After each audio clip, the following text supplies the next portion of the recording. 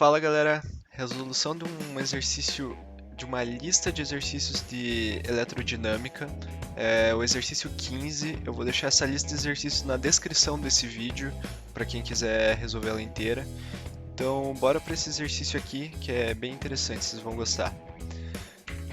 Bem, considere um circuito elétrico a seguir no qual um gerador ideal de força eletromotriz igual a 2,4 volts alimenta uma pequena lâmpada de resistência elétrica R1 igual a 0,5 ohms e um resistor R2 de 3 ohms, todos conectados por meio de fios ideais.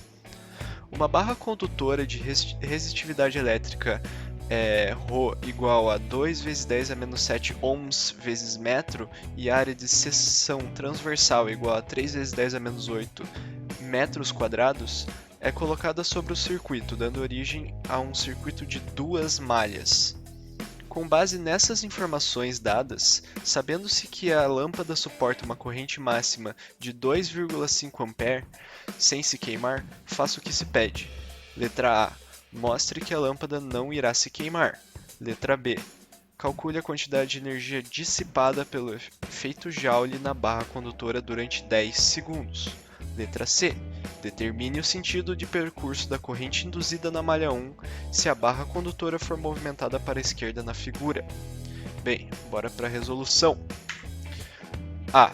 Pela segunda lei de Ohm, a gente consegue obter a resistividade da nossa barra.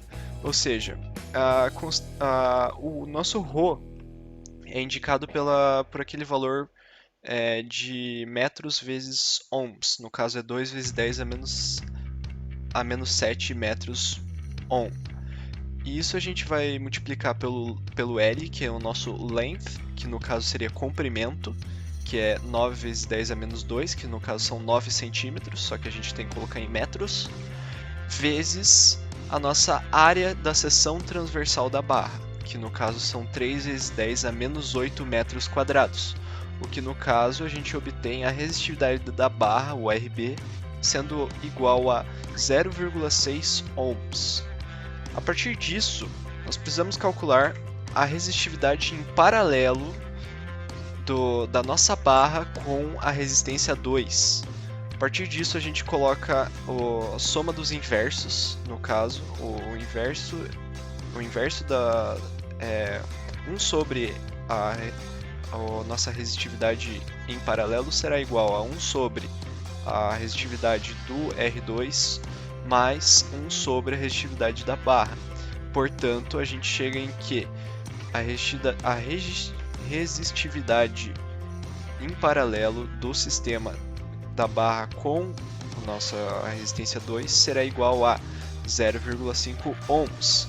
Como nós já sabemos que a nossa lâmpada já possui uma resistividade de 0,5 ohms e essa nossa resistividade resultante do paralelo é 0,5 ohms também, a gente soma ambas as resistividades porque elas estão em associação em série entre R1 e o nosso RB. R1 seria a nossa lâmpada.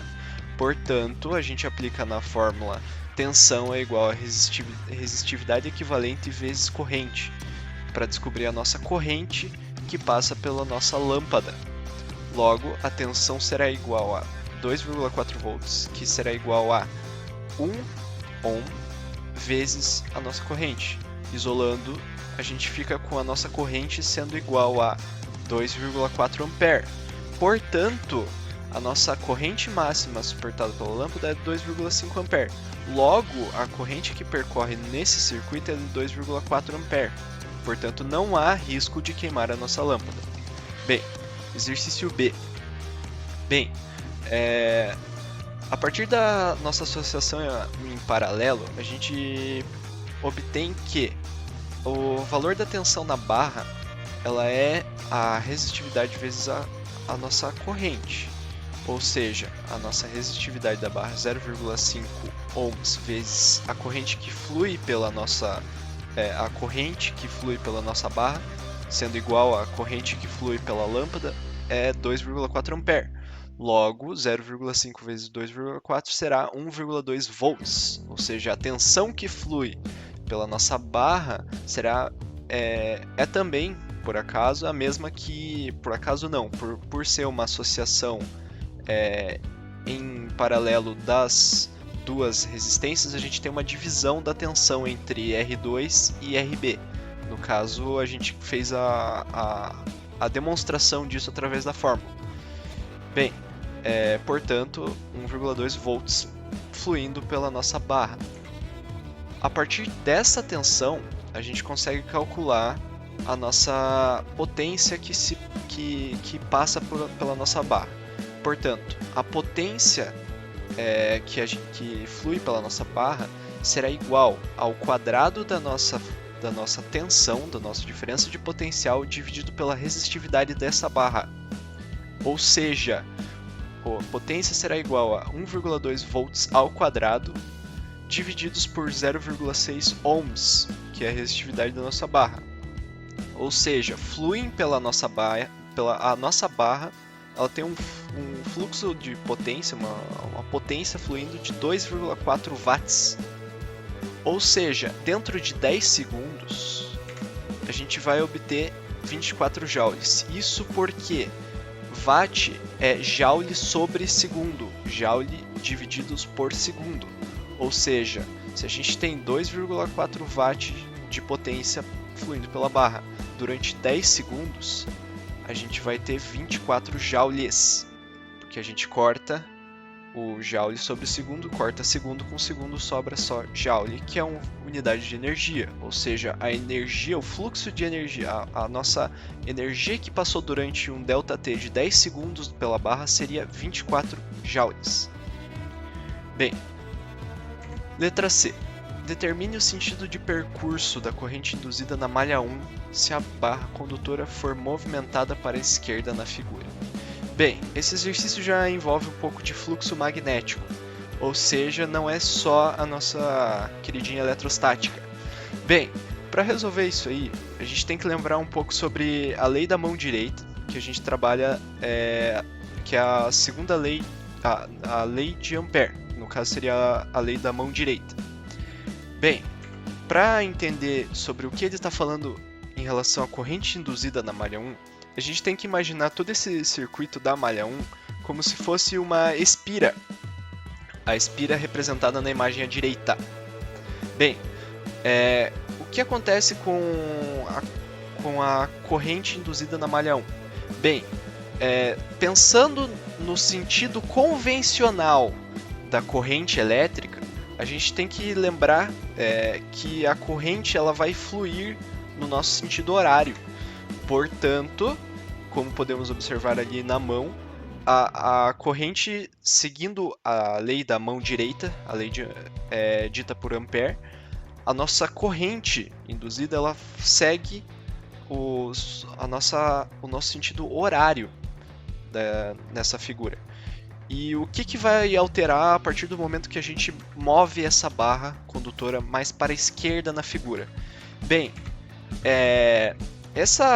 esse fluxo magnético gerado pela corrente que se passa pelo nosso circuito, pela nossa espira, ela se reduz, pois a gente reduz a área total dessa malha 1. Porém, nós não teremos uma alteração no nosso sentido da corrente. O sentido da corrente se permanecerá no sentido convencional, seguindo as nossas regras da mão direita, no caso, dita por Ampère, em que a corrente irá fluir do polo positivo para o polo negativo. Se a gente falasse em sentido de fluxo de elétrons, ele seria o sentido contrário, o sentido anti-horário. Porém, como estamos trabalhando com eletrodinâmica e circuitos, leva-se em consideração o sentido convencional da corrente. Portanto, a corrente induzida na malha 1 sempre será do sentido horário. Então, basicamente, acho que é essa a resolução do exercício. Obrigado por ter ficado até o fim. Se você gostou, se você conseguiu compreender as resoluções do passo a passo que eu quis trazer aqui pra gente, por favor, deixa um like aqui no meu vídeo. Se quiser, compartilha e se inscreve aí porque vai ter mais coisa ainda saindo. Obrigadão!